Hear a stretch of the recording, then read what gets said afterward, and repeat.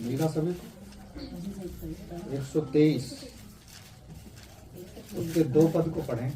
देख, जैसे दासों की आंखें अपने स्वामियों के हाथ की ओर और जैसे दासियों की आंखें अपने स्वामियों के हाथ की ओर लगी रहती हैं, वैसे ही हमारी आंखें हमारे परमेश्वर यहोवा की ओर उस समय तक लगी रहेंगी जब तक वह हम पर अनुग्रह न करें। आइए अपनी आंखें बंद करेंगे, सभी को झुकाएं, प्रार्थना करेंगे। धन्यवाद हो प्यारे पिता, एक बार फिर से आपके पुत्र हमारे उद्धारकर्ता प्रभु यीशु के सामर्थ्य अद्भुत नाम का धन्यवाद देना चाहते हैं। प्रभु इन गवाहियों के लिए धन्यवाद देना चाहते हैं कि पिता आपने इन भाई बहनों के जीवन में हर पल हर क्षण आप काम करते हैं। आपका वायदा है और आपने अपने वायदे को पूरा किया। हर एक को भला चंगा स्वस्थ रखा प्रभु। विभिन्न प्रकार की बीमारियों से, परेशानियों से, संसार की चिंताओं से इन्हें बचा के रखा है। तेरा धन्यवाद करते हैं प्रभु। जो रोगी थे तूने उन्हें चंगा किया है, तेरा धन्यवाद करते हैं प्रभु। आज के इस वचन को सीखने के लिए पवित्र आत्मा हम सभी की जितने यहाँ मौजूद हैं सहायता करे। हमें वो बुद्धि, वो ज्ञान, वो प्रकाशन मिले जो आपने राजा सुलेमान को दिया। और वचन कहता है जिसे बुद्धि की घटी है वो परमेश्वर से मांगे, क्योंकि परमेश्वर ही है बुद्धि और ज्ञान देने वाला। वचन का प्रकाशन दीजिए, पवित्र आत्मा हमारी सहायता कीजिए, इसे सीखें, सिखाएं और आपकी महिमा इस वचन के द्वारा कर सकें। हम स्मरण कर सकें कि आपका वचन ही जीवित वचन है प्रभु। हमारे हृदय रूपी पट्टिका पर लिखा जाए और हम आपकी महिमा कर सकें प्रभु। अब तक इस आराधना का संचालन आपने किया है, आगे के समय को आप ही के हाथ में सौंपते हैं। जो नहीं आए हैं प्रभु उनको तेरे हाथों में सौंपते हैं। तो उन हठीले मनों को तोड़ प्रभु, उन्हें संसारिकता से छुड़ा, संसार की अभिलाषाओं से छुड़ा। उनके हृदय में तेरा वचन कार्य करे प्रभु। उनके ठंडेपन को दूर कर प्रभु, तेरे हाथों में सौंपते हैं। अद्भुत रीति से संभालने वाले आप हैं। ये सब कुछ आपके हाथों में सौंपते हैं। प्रार्थना विनती को सुना है, धन्यवाद करते हैं। यीशु प्रभु के नाम से मांगते हैं, आमीन। प्रभु का धन्यवाद हो। सबने सुना इस वचन को, एक बार फिर से कोई और दूसरा पढ़े। देख, जैसे दासों की आंखें अपने स्वामियों के हाथ की ओर और जैसे दासियों की आंखें अपनी स्वामियों के हाथ की ओर लगी रहती हैं, वैसे ही हमारी आंखें हमारे परमेश्वर यहोवा की ओर उस समय तक लगी रहेंगी जब तक वह हम पर अनुग्रह ना करे। हाँ। स्वामी कौन है? पत्नी का स्वामी कौन है? उसका पति। लेकिन हम सबका भी एक स्वामी है। इस पूरे संसार का एक स्वामी है जो सब कुछ देखता रहता है। स्वामी की ओर सबकी दृष्टि रहती है। जो पत्नियां हैं अपने पति की ओर देखती रहती हैं, उसके हाथ की ओर देखती रहती हैं। लेकिन यह परमेश्वर का वचन कहता है कि दासों की आंखें जैसे अपने स्वामी की ओर लगी रहती हैं। जो दास होते हैं ना, जो गुलाम होते हैं, परमेश्वर का वचन यहाँ हमें सिखाना चाहता है, क्या हमारी भी आंखें ऐसे ही परमेश्वर की ओर लगी हैं? हमारी दृष्टि भी परमेश्वर की ओर लगी है। एक जगह भजन संहिता में लिखा है, मैं अपनी आंखें सियोन पर्वत की ओर लगाऊंगा, मुझे सहायता कहां से मिलेगी? परमेश्वर से मिलेगी। क्या हम भी अपनी आंखें परमेश्वर की ओर लगाते हैं? कोई बीमारी आ गई, क्या हम परमेश्वर की ओर देख रहे हैं? कोई परेशानी आ गई पैसे की, क्या हम परमेश्वर की ओर देख रहे हैं? या अपनी समझ से, अपनी बुद्धि से, अपने ज्ञान से उस समस्या का समाधान खोज रहे हैं? एक राजा था, राजा दाऊद। उसकी आंखें परमेश्वर की ओर रहती थी हमेशा। वो युद्ध करने जाता था, परमेश्वर से अगुवाई मांगता था, प्रजा के बीच में आता जाता था, परमेश्वर के भय में चलता था। वो खुद कहता है कि जैसे दासों की आंखें अपने स्वामी की ओर लगी रहती हैं, वैसे ही हमारी और आपकी दृष्टि परमेश्वर की ओर लगी रहनी चाहिए, क्योंकि वो ही अनुग्रह करेगा, वो ही दया करेगा। यदि वो अनुग्रह ना करेगा तो फिर हम कैसे फलवंत होंगे, कैसे आशीषित होंगे, कैसे हमारी बीमारी छुटकारे में बदल जाएगी? तो परमेश्वर का वचन साफ कहता है कि वैसे ही हमारी आंखें हमारे परमेश्वर यहोवा की ओर उस समय तक लगी रहें जब तक वह हम पर अनुग्रह ना करे। उस समय तक आप इंतजार करो, इंतजार करो, अनुग्रह आपको करेगा, परमेश्वर आप पर दया करेगा। आइए परमेश्वर के वचन की ओर आगे बढ़ेंगे। मेरे साथ मत्ती 6 अध्याय निकालें, उसके 24 पद को पढ़ें। वहां क्या कहता है परमेश्वर का वचन?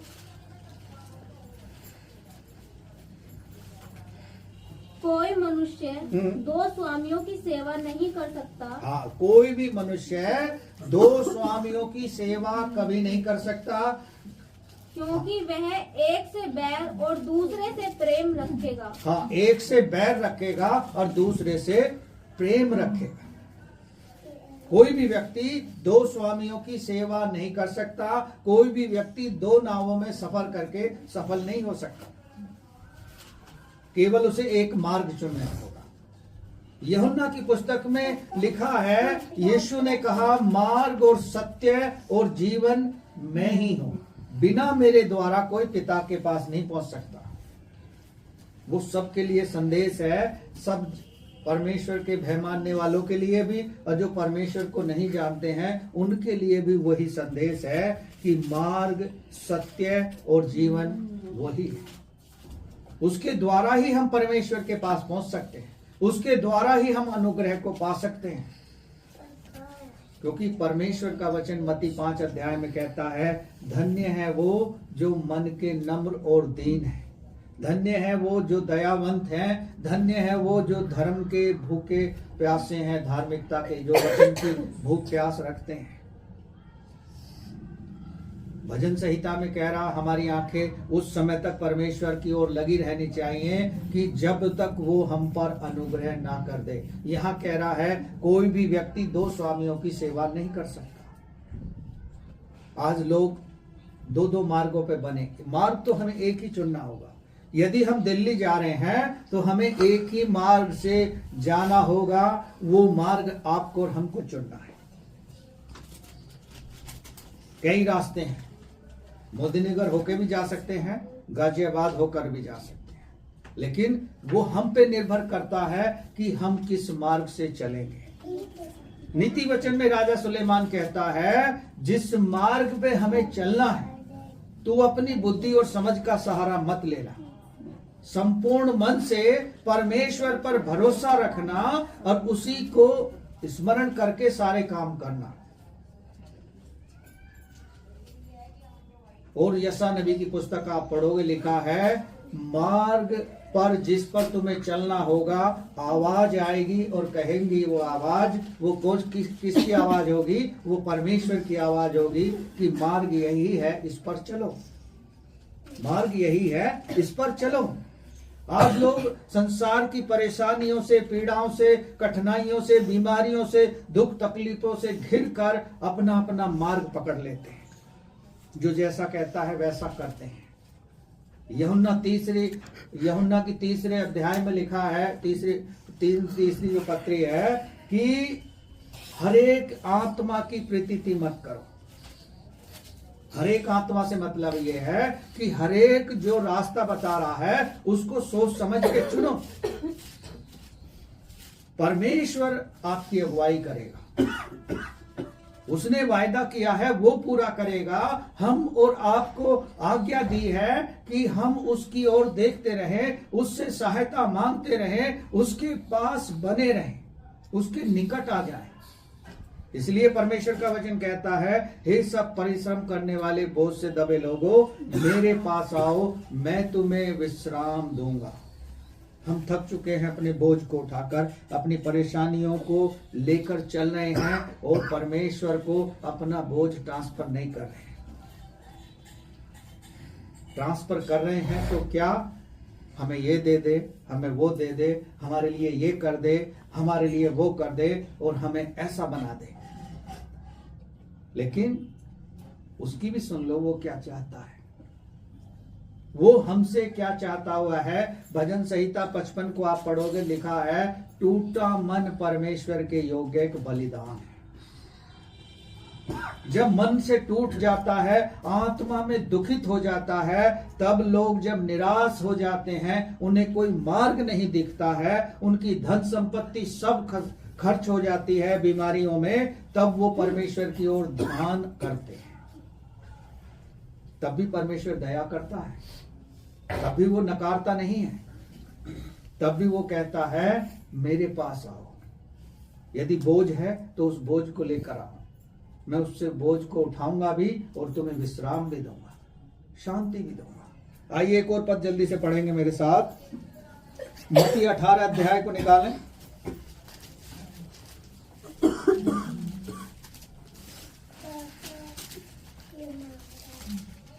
18 अध्याय को निकालें, 24 से 35 तक पढ़ें। यहाँ परमेश्वर का वचन क्या कहता है? जब वह लेखा लेने लगा। हाँ, लेखा कौन ले रहा है? जो स्वामी है वो लेखा लेने के लिए तैयार रहता है, क्योंकि वचन कहता है हरेक के कामों के अनुसार वो प्रतिफल देगा। उसके पास एक प्रतिफल है हमारे और आपके लिए। हाँ, तो एक जन उसके सामने लाया गया जो 10,000 तोड़े का कर्जदार था, जबकि चुकाने को उसके पास कुछ ना था। हाँ। तो उसके स्वामी ने कहा, यह और इसकी पत्नी और बाल बच्चे और जो कुछ इसका है सब बेचा जाए और कर्ज चुका दिया जाए। हाँ, कर्जदार जो है आ गया लेखा लेने के लिए और कहने लगा कि इसका सब कुछ बेचकर कर्ज चुका दिया जाए। स्वामी लेखा लेगा। भजन संहिता 32 पढ़ोगे, लिखा क्या ही धन्य है जिसका पाप क्षमा किया गया, जिसका लेखा परमेश्वर ना ले। लेकिन जो हमारा स्वर्ग में बैठा हुआ स्वामी है, हम सबका स्वामी है, वो हर एक से लेखा लेगा। उसके पास है, उस लेखे के अनुसार ही प्रतिफल वो हमें देगा। जैसे हम ऑफिस में जॉब करते हैं, 8 घंटे करेंगे रोज की तो हमें सैलरी मिलेगी। जिस दिन हम अपने घर पे आराम करेंगे उस दिन की हमें सैलरी वो नहीं देगा, लेकिन परमेश्वर हमें उस दिन भी सैलरी देता है, उस दिन भी हमें आशीष देता है, उस दिन भी हम पर अनुग्रह करता है। याद करो जब परमेश्वर इजराइलियों को निकाल कर लेकर आ रहा था और वो भूख से प्यास से तड़प रहे थे, चिल्ला रहे थे और मूसा को कोस रहे थे, मूसा को उल्टा सीधा कह रहे थे कि इससे तो अच्छा हम वहीं थे, गुलामी में पड़े थे, वहां खा पी रहे थे, कम से कम यहाँ जंगल में हमें ले आया, ना हमें कुछ खाने को है ना पीने को है। कुड़कुड़ाते थे, बुरा बोलते थे, फिर भी परमेश्वर उन्हें खिलाता था। स्वर्गीय मन्ना खिलाया, जो स्वर्गदूतों का भोजन है वो परमेश्वर ने इजराइलियों को दिया। क्या आपको और हमको नहीं देगा? इसलिए वचन कहता है एक व्यक्ति 2 स्वामियों की सेवा नहीं कर सकता, एक ही मार्ग चुन ले, उस मार्ग पर चुनकर उसके आगे बढ़े। उसके मार्ग में जो आएंगी बाधाएं, जो आएंगी रुकावटें, जो आएंगी अड़चनें, उनको परमेश्वर दूर करेगा, क्योंकि प्रार्थना ही हमें सफलता की कुंजी है। प्रार्थना के द्वारा ही हमें सफलता मिलेगी, प्रार्थना के द्वारा ही हमें जय मिलेगी। बिना प्रार्थना के हम ना कुछ पा सकते हैं, ना कुछ खो सकते हैं, ना कुछ हासिल कर सकते हैं। प्रार्थना प्रार्थना प्रार्थना ही हमारे जीवन का विशेष प्रायोरिटी होनी चाहिए। Hallelujah, hallelujah.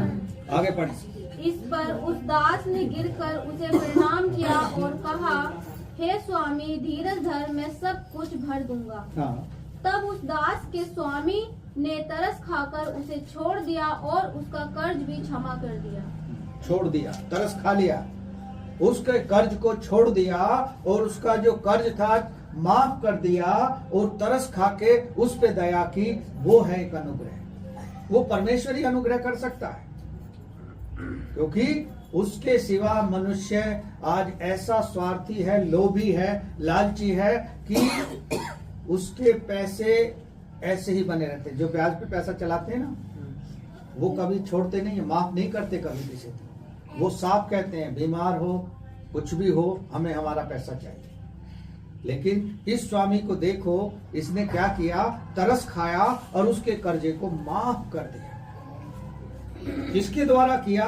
परमेश्वर ही अनुग्रह कर सकता है किसी भी प्रकार के व्यक्ति पर, चाहे कठोर हो, चाहे वो कितना ही क्रूर हो, परमेश्वर ही के ही हाथ में है उसकी भागदौड़। इसलिए वचन क्या कहता है, कुरिन्थियों की पत्री पढ़ोगे, अपने अधिकारियों के लिए प्रार्थना करो ताकि तुम लोग सुख चैन से रह सको, क्योंकि अधिकारियों को अधिकार परमेश्वर ने दिया है। वो अधिकारों का इस्तेमाल परमेश्वर की दी हुई बुद्धि से ही करते हैं। परमेश्वर ने ही हर किसी को वो बुद्धि, वो ज्ञान दिया है कि इसका संचालन करें। लेकिन आज मनुष्य इतना लोभी है, इतना डींग मार है, अपने आप को बुद्धिमान साबित कर देता है। लेकिन जब परमेश्वर उस पर से अनुग्रह को हटा लेता है, तब उसे अब पता चलता है कि मेरे जीवन में क्या क्या कमी रही है। Hallelujah, hallelujah. आगे पढ़ेंगे, एक और जल्दी से निकालेंगे, मेरे साथ निकालें लूका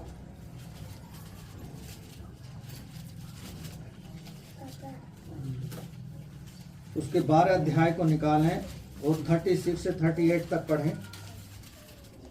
और तुम उन मनुष्य के समान बनो जो अपने स्वामी की बात देख रहे हो कि वह विवाह से कब लौटेगा, कि जब वह आकर द्वार खटखटाए तो तुरंत उसके लिए खोल दे। हाँ, उस स्वामी के समान बनो कि हम जब वो आए और द्वार को खटखटाए तो हम उसके लिए तुरंत खोल दें। कब कर सकते हैं हम? वो हम जब ही कर सकते हैं जब हम जागरूक होंगे, जब हम जागरूक होंगे, क्योंकि परमेश्वर का वचन कहता है जागते रहो, प्रार्थना करते रहो ताकि परीक्षा में ना पड़ जाओ। लेकिन हम लोग जागते नहीं रहते, प्रार्थना नहीं करते, वचन को नहीं पढ़ते, संगति में नहीं आते। इसलिए हमारे जीवन में क्या होता है, शैतान बराबर बना रहता है, शैतान ही हमें कंट्रोल करने लगता है। परमेश्वर हमारे साथ जब रहेगा, जब हम उसके साथ रहेंगे, उसकी संगति में रहेंगे, उसके वचन को पढ़ेंगे, उसकी आज्ञाओं का पालन करेंगे, तो परमेश्वर आपको हर एक विरोधी से, हर एक बैरी से, हर एक शैतान की जाल से बचाएगा, हर रोगों से बचाएगा और आपके साथ अपनी उपस्थिति को बना के रखेगा। Hallelujah, hallelujah. क्योंकि हमें उस स्वामी के समान बनना है कि जब वो आएगा हम उसके लिए द्वार खोलें। मत्ती रचित सुसमाचार में साफ लिखा है, जो छत पे हो वो नीचे ना उतरे और जो खेत पे हो वो घर ना आए, और जो चक्की चला रहा हो उसमें से 2 जन भी होंगे तो 1 जन उठा लिया जाएगा। ये स्वर्ग आरोहण के समय की बात हो रही है। तो हमें जागरूक बनना है, प्रार्थना में, संगति में और उसके वचन में मजबूत बनना है, ताकि शैतान हमारे रास्ते में कभी ना आ सके। Hallelujah, hallelujah. एक और पढ़ेंगे जल्दी से, मरकुस में आ जाएंगे 13 अध्याय में, उसके 35 से 37 तक पढ़ेंगे। मरकुस 13 अध्याय। इसलिए जागते रहो, क्योंकि तुम नहीं जानते कि घर का स्वामी कब आएगा। हाँ, घर का स्वामी कब आएगा हमें नहीं पता। जिस स्वामी की हम बाट जो रहे हैं, जिस स्वामी पर हमने भरोसा रख रखा है, जो स्वामी हमारे जीवन में प्रतिदिन काम करता है, उसका हमें नहीं पता। इतना पता है कि वो आने वाला है, वो द्वार पर है। हाँ, आगे। सांझ को या आधी रात को या मुर्ग के बाग देने के समय या भोर को। हाँ, किस समय आएगा? आधी रात में, या जब मुर्गा बांग देता है उस समय आएगा, या सुबह सुबह आ जाएगा। लेकिन इतना लिखा है कि प्रार्थना करना कि वो समय जाड़े का ना हो। ऐसा क्यों लिखा है कि प्रार्थना करना कि वो समय जाड़े का ना हो? यानी कुछ परमेश्वर अद्भुत करने वाला है उस समय। इसलिए वो बार बार कहता है जागते रहो, प्रार्थना करते रहो। लूका 18 अध्याय में भी कहता है नित्य प्रार्थना करना, हियाव ना छोड़ना, ये परमेश्वर को भाता है। नित्य यानी रोजाना प्रार्थना करें, रोजाना हम उसके वचन को पढ़ें। जब अपने दिन की शुरुआत करें तो उसको स्मरण करें, अपने बिस्तर पर भी बैठकर हम उसका धन्यवाद करें। जब रात को अपने बिस्तर पर सोएं तब उसका धन्यवाद करें कि दिन भर प्रभु तूने मुझे संभाला, कार्य पे लेकर गया, आने जाने में सहायता की। यदि मुझसे कोई गलती, गुनाह, अपराध हुआ है तो तू क्षमा कर और अपने लायक बना मुझे। कि मैं गलती ना करूं, पाप मुझसे ना हो और मैं तेरे विरुद्ध में कोई कार्य ना करने पाऊं, तो परमेश्वर आपकी सहायता करेगा। Hallelujah, hallelujah. लेकिन वो चाहता है कि हम अपने स्वामी की बाट जोते रहें। आज के भजन संहिता में पढ़ा ना, यहोवा ही की बाट जोता रहे। यहोवा यानी परमेश्वर। कुछ लोगों को यहोवा शब्द जो है अटपटा लगता है। यहोवा कौन है? परमेश्वर की बाट जोना जरूरी है, क्योंकि वही है हमें निराशा से निकालकर आशा में आनंदित करने वाला, वही है हमारे रोगों से छुटकारा देने वाला, वही है हमारे दुखित मनों को शांति देने वाला, वही है हमारी आशाओं को आनंद में बदलने वाला। Hallelujah, hallelujah. आगे पढ़े। ऐसा ना हो कि वह अचानक आकर तुम्हें सोते पाए, और जो मैं तुमसे कहता हूँ वही सब से कहता हूँ, जागते रहो। हाँ, जो मैं कहता हूँ सभी से कहता हूँ कि जागते रहो। ऐसा ना हो कि स्वामी आ जाए और सबको सोते हुए पाए। इससे क्या अभिप्राय है? सब सोने का मतलब क्या है? यहां भी सो जाते हैं कुछ लोग बैठे बैठे, लेकिन यदि स्वामी आ जाएगा तो उसे पता नहीं होगी। पड़ोसी जगा सकता है, पड़ोसी जगाएगा नहीं, कहेगा अच्छा सोने दो इसे, यहीं रहने दो इसे, मैं झेल लूंगा। तो अच्छा है कि हरेक को वो जागते हुए पाए, क्योंकि उसका लक्ष्य यही है, उद्देश्य यही है कि हरेक किसी को कह रहा है जागते रहो, प्रार्थना करते रहो ताकि परीक्षा में ना पड़ो। ये हमारे लाभ के लिए कह रहा, हानि के लिए नहीं कह रहा। लेकिन हम प्रार्थना नहीं कर पाते। जल्दी जल्दी में 2 मिनट की भी प्रार्थना हम करना उचित नहीं समझते, क्योंकि हम चाहते हैं कि सब कुछ हमें रेडीमेड मिले। नाश्ता रेडीमेड मिले, चाय रेडीमेड मिले, खाना रेडीमेड मिले। भूख लग रही है तो आजकल फेवरेट चाइनीज डिश चल रहे हैं ना, वो लोग जल्दी से खा लेते हैं पेट भरने के लिए, लेकिन वो बाद में कितना नुकसान पहुंचाते हैं। हम भी परमेश्वर से यही चाहते हैं, सब कुछ हमें रेडीमेड मिल जाए, लेकिन रेडीमेड कैसे मिलेगा? एक गवाही में देख रहा था, कुछ बच्चे बाइबल कॉलेज के टूर करने के लिए जाते हैं, और वो एक ऐसे बाइबल कॉलेज में पहुंच जाते हैं कि वहां जाकर अंदर देखते हैं कमरों में बहुत बड़ा है, और कमरों में देखते हैं जाकर, एक जगह कमरे में जाकर देखते हैं कि किसी के घुटनों के निशान हैं। कौन है वो घुटनों के निशान वाला व्यक्ति? वो जॉन वेस्ली था, जिसके द्वारा परमेश्वर बड़े बड़े अद्भुत काम करता था, जिसकी परछाई से लोग छुटकारा पा जाते थे और विकलांग चंगे हो जाते थे। उसी जगह पे एक व्यक्ति और जाता है, वो भी देखता है कि वो किसके घुटनों के निशान है, वो भी वहां घुटने टेक कर उसी घुटनों पर जहां निशान थे उन्हीं जगह बैठकर प्रार्थना करने लगता है। वो कौन था? Billy Graham. Hallelujah, hallelujah. उसके द्वारा भी परमेश्वर बड़े बड़े काम करता है, और उसे भारत देश में आने पर बैन लगा हुआ है। वो भारत देश नहीं आ सकता, क्योंकि यहाँ की सरकार उसे आने नहीं देगी। उसके द्वारा परमेश्वर बड़े बड़े अद्भुत काम करता है। क्यों? क्योंकि परमेश्वर ने उससे चाहा है, और उसने उस चाह को पूरा किया है, जिसे बोलते हैं गॉड्स डिजायर। परमेश्वर की इच्छा थी कि वो उसका इस्तेमाल करे, इसलिए वो उन घुटनों के निशान पर, घुटनों पर बैठ गया। क्या आप और हम घुटनों पर बैठ सकते हैं? कितना बड़ा रोग क्यों ना हो, यदि आप घुटनों पर बैठकर परमेश्वर से रोने लगोगे, आंसू बहाने लगोगे, तो परमेश्वर आपकी विनती को सुनेगा। जब हिजकिया राजा जो था वो आंसू बहाकर गिड़गिड़ाकर प्रार्थना करने लगा, तो परमेश्वर ने 2 पल में ही उसकी प्रार्थना को सुन लिया। यशा नबी उसके घर में ही था, संदेश देकर उसे गया, और घर से बाहर भी नहीं निकला था। इतने ही परमेश्वर ने उसके आंसुओं को देख लिया और प्रार्थना को सुन लिया। कहा, मैंने तेरे आंसू देखे हैं और तेरी गिड़गिड़ाहट को सुना है, इसलिए मैं तेरी आयु में 15 वर्ष और बढ़ा दूंगा। Hallelujah, hallelujah. जबकि वो उसको मृत्यु देने वाला था, लेकिन उसकी आंसू देखकर, परमेश्वर ने उसकी गिड़गिड़ाहट को देखकर, पश्चाताप को देखकर उसकी आयु को 15 वर्ष बढ़ा दिया। क्या आप और हम घुटने टेकेंगे तो क्या परमेश्वर हमारी आयु को नहीं बढ़ाएगा? Hallelujah, hallelujah. ये हमारे पास एक हथियार है दुश्मन से लड़ने के लिए। बीमारी हमारे शरीर में एक प्रकार का दुश्मन है। ये हमारे पास हथियार है कि परमेश्वर के वचन के अनुसार घुटने टेक दें और उससे रोकर आंसू बहाकर प्रार्थना करें। क्या प्रभु के लिए कोई काम कठिन है? Hallelujah, hallelujah. क्योंकि यिर्मयाह 33 अध्याय में लिखा है 3 पद में, तुम मुझसे प्रार्थना कर, मैं तुझे बताऊंगा और मैं तुझे सिखाऊंगा कठिन और गूढ़ बातें क्या है। जब हम उससे प्रार्थना करेंगे, उसके सम्मुख आ जाएंगे, तो रोग हमारे एक पल में चले जाएंगे। Hallelujah, hallelujah.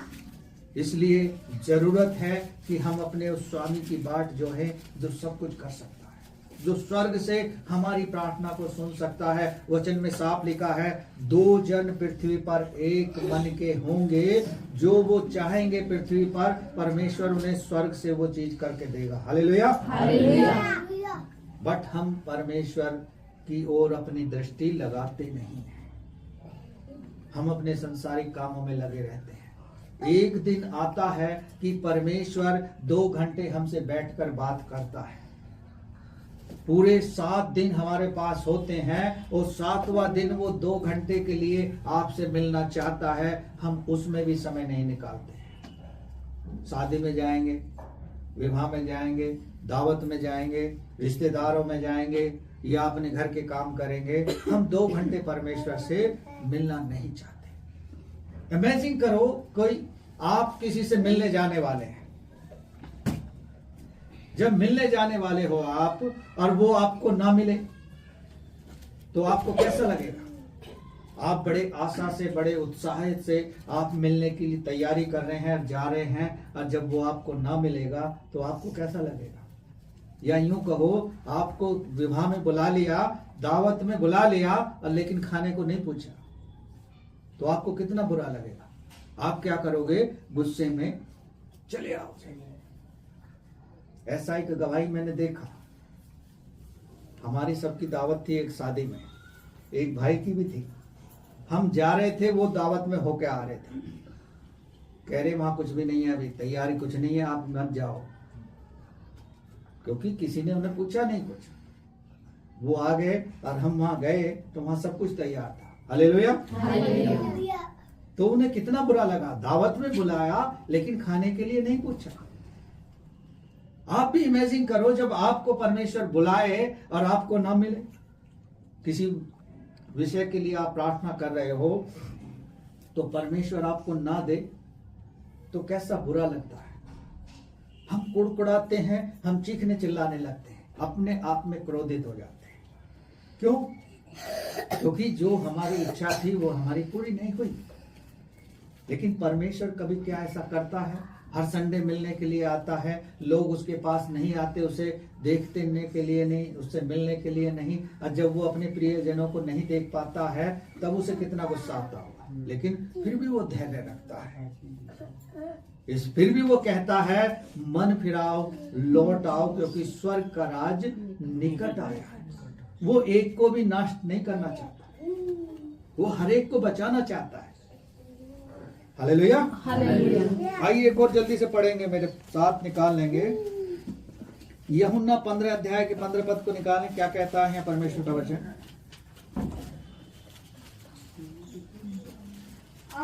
अब से मैं तुम्हें दास न कहूंगा, क्योंकि दास नहीं जानता कि उसका स्वामी क्या करता है, परंतु मैंने तुम्हें मित्र कहा है, क्योंकि मैंने जो बातें अपने पिता से सुनी वे सब तुम्हें बता दी। जो बातें मैंने पिता से सुनी है वो तुमको बता दी। अब से मैं तुम्हें दास नहीं कहूंगा, मित्र कहूंगा। क्योंकि दास नहीं जानता उसका स्वामी क्या कर रहा है, या जानता है? नहीं जानता।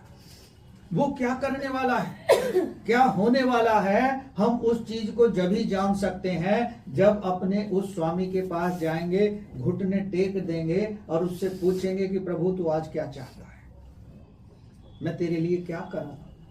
तू तो मेरे लिए रोज करता है, हर पल करता है, हर क्षण मेरी इच्छा को पूरी करता है। आज मैं तेरे लिए कुछ करना चाहता हूं, तो मुझे बता। वो पूरी करेगा आपकी इच्छा। इसलिए भजन संहिता 37 में लिखा है, चुपचाप रह, यहोवा पर भरोसा रख, वह तेरे मनोरथों को पूरा करेगा। जो हम मन में सोचे बैठे हैं ना, दबाए बैठे हैं, वो एक दिन पूरा करेगा। लेकिन कब? जब हम चुपचाप रहेंगे, जब संसार की बातों की ओर, संसार की चीजों की ओर मन नहीं लगाएंगे। लेकिन लोग तो कहेंगे, लोग कहेंगे तुम वहां जा रहे हो, ऐसा नहीं हो रहा, वैसा नहीं हो रहा। लेकिन हमेशा याद रखो, लोग तुम्हें डिस्ट्रैक्ट करेंगे। डिस्ट्रैक्ट से मतलब है रास्ता भटका देंगे, क्योंकि भटकाने वाले बहुत मिल जाएंगे, लेकिन सही मार्ग दिखाने वाला आपको कोई नहीं मिलेगा, जो आपको कह सके कि यही मार्ग है, इस पर चलो। आप कभी दिल्ली जाओ और किसी से पूछ लेना एड्रेस, पहली बात तो वो आपको बताएगा नहीं, कहेगा मुझे नहीं पता, किसी और से पूछ लो। और सही रास्ता आपको कभी नहीं बता सकता। इसलिए लोग क्या, किसका सहारा लेते हैं? गूगल का सहारा। गूगल भी कभी गलत रास्ते बताता है, सीधा रास्ता गूगल भी नहीं बताएगा। ये हमने खुद देखा प्रैक्टिकल। हम एयरपोर्ट जा रहे थे किसी गेस्ट को लेने के लिए, और जो भाई ड्राइवर था उसने गूगल पे मैप लगा लिया और गूगल के हिसाब से चल रहा था। कुछ रास्ते हमने भी देखे हैं दिल्ली में, हमने कहा ये सीधा रास्ता एयरपोर्ट ही जाएगा, लेकिन वो गूगल के सहारे चल रहा था। एक जगह फंस गए जाम में, हाँ जाम लग रहा था। तो गूगल भी कभी कभी गलत रास्ते बताता है। गाजियाबाद में एक दफे हम एक ढूंढ रहे थे वेबसाइट वाले की दुकान को, वो इधर उधर हमें गूगल घुमा रहा और उसका रास्ता घर नहीं मिला। तो परमेश्वर ही आपको मार्ग दिखा सकता है, क्योंकि वो आपसे प्रेम करता है। उसने आपको दाम देकर खरीदा है, इसलिए वो चाहता है जागते रहें, प्रार्थना करते रहें और अपने स्वामी की आने की बाट जोते रहें। क्योंकि इन दिनों दिन बुरे चल रहे हैं, आने वाले समय में क्या क्या होगा ये आप और हम नहीं जानते। कब आएगा वो? रात में आएगा, सुबह में आएगा या भोर में आएगा, हमें नहीं पता। लेकिन हमें उस स्वामी की बाट जोड़ना, हमें उसकी ओर देखना है। जैसे दास की आंखें अपने स्वामी की ओर रहती हैं, हमारी सभी की आंखें परमेश्वर की ओर रहनी चाहिए, जब तक वो अनुग्रह ना करे। आइए एक और पद जल्दी से पढ़ेंगे, मेरे साथ निकालेंगे। पहला पत्रस में आ जाएंगे, इसके 2 अध्याय को निकालें और 18 पद को पढ़ें। हे सेवकों, हर प्रकार के भय के साथ अपने स्वामियों के अधीन रहो। हाँ, हर एक प्रकार के भय के साथ सेवकों को अपने स्वामी के क्या रहना? अधीन रहना है। कोई है किसी के अधीन? आज परिवार में कोई एक दूसरे के अधीन नहीं। छोटे से बच्चे को बेटे चुप बैठ जा, वो ऐसा उधम मचाना शुरू कर देगा, क्योंकि वो अधीन नहीं है। इसलिए परमेश्वर का वचन कहता है, एक बार फिर से पढ़ें। हे सेवकों, हर प्रकार के भय के साथ, हर प्रकार के भय के साथ, हाँ, अपने स्वामियों के अधीन रहो। अपने स्वामियों के अधीन रहो। हाँ, न केवल उनके जो भले और नम्र हों, पर उनके भी जो कुटिल हों। हाँ, उनके भी अधीन रहना जो कुटिल हों। कुटिल यानी दुष्टता के काम करते हों, आतंकी हों, क्रूर हों, उनके भी अधीन रहना। इसलिए हर एक प्रकार का भय हमें मानना है। हमें परमेश्वर ने ये नहीं सिखाया कोई दाएं पे मारे तो बायां ऐसा फेर दे कि मिट्टी चाट जाए। हमें दायां गाल भी फेरना है। ये वचन में लिखा है, गांधी जी ने जो देश में किया वो बाइबल पढ़ के ही किया है। इसलिए परमेश्वर का वचन साफ कह रहा है कि हमें अपने स्वामियों के अधीन रहना है हर प्रकार से, चाहे वो कुटिल है चाहे वो नम्र है, अधीन रहना है। आइए एक और पद पढ़ेंगे, उसके बाद समाप्त करेंगे। 3 अध्याय निकालें इसी में 6 पद को।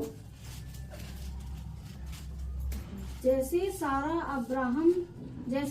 अब्राहम की आज्ञा में रहती और उसे स्वामी कहती थी, इसी प्रकार तुम भी यदि भलाई करो और किसी प्रकार के भय से भयभीत ना हो तो उसकी बेटियां ठहरोगी। हाँ, ये साफ लिखा है। जैसे सारा अपने स्वामी की ओर देखती थी, उस पर भरोसा रखती थी, यदि आप और हम भी उस पर भरोसा रखेंगे तो उसके बेटा और बेटी कहलाएंगे। क्योंकि यूहन्ना 1 अध्याय में लिखा है, जितनों ने उसे ग्रहण किया है उसने उनको परमेश्वर की संतान होने का अधिकार दिया है, वो उसके पुत्र और पुत्रियां हैं। और यहाँ एक बार फिर से कहता है, जैसे सारा अपने स्वामी की ओर देखती थी, हमें और आपको भी अपने स्वामी की ओर देखना है ताकि उसके बेटा या बेटी बन सकें, उसकी आज्ञा का पालन करना है ताकि उसके पुत्र पुत्री कहला सके।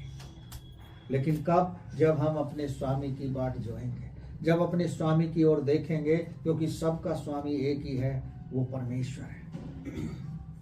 वो हमारी चिंता करता है, जो हमारे को अपनी टच स्क्रीन में रखता है, जो हमें देखता रहता है। लिखा है वचन में कि उसकी जो आंखें हैं, उसकी निगाहें हैं, जो उसका शरीर है, वो सब कुछ देखता रहता है कि ये क्या कर रहा है, क्या नहीं कर रहा है, कहाँ जा रहा है, कहाँ आ रहा है, क्या बोल रहा है, क्या खा रहा है, क्या पी रहा है। जब वो सब कुछ देख रहा है तो फिर हम क्यों छुपा रहे हैं? या ऐसे समझो कि जो बहुत दिनों में आते हैं ना, उनसे कहो भाई क्यों नहीं आए, तो वो तरह तरह के बहाने लेंगे। लेकिन परमेश्वर तो सब कुछ देख रहा है, वो तो हमारी पिक्चर दिखा देगा। उन बहानों का कोई मकसद नहीं है। हमें अपने स्वामी के अधीन रहकर उसमें बढ़ना है। वो सब कुछ कर सकता है, उसके लिए कोई काम कठिन नहीं है। हमें और आपको एक मार्ग पर लेकर चल रहा है, जो नेतृत्व कर रहा है, जो हमारी सहायता कर रहा है, जो वायदा दे रहा है कि तुम मत डर, मैं तेरे संग हूं, क्योंकि मैंने तुझे नाम लेकर बुलाया है, मैंने तुझे छुड़ाया है, तू मेरा ही है। नो डाउट, हमें कोई शक करने की जरूरत नहीं है, हम उसी के हैं। लेकिन क्या हम अपने स्वामी की बाट जो रहे हैं? क्या उस स्वामी पे भरोसा रख रखा है? क्या हमारा स्वामी जो हमें सहायता देता है, क्या हम उससे सहायता पाने के लिए तैयार हैं? ये हम पर निर्भर करता है। वो चाहता है हर एक कोई जागता रहे। सबसे कहता है जागते रहो, प्रार्थना करते रहो, ताकि परीक्षा में ना पड़ो।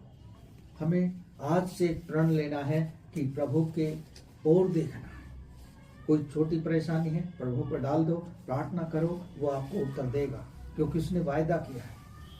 संकट के समय में मुझे पुकार, मैं तुझे छुड़ाऊंगा, तू मेरी महिमा करने पाएगा। भजन संहिता 50 के 15 पद में लिखा है, संकट के समय में मुझे पुकार, मैं तुझे छुड़ाऊंगा, तू मेरी महिमा करने पाएगा। तो जब भी हम ऐसा समझें, महसूस करें, अपने पिता के पास जाएं, उस स्वामी से कहें जो सबका मालिक है। हालेलुया, परमेश्वर का धन्यवाद।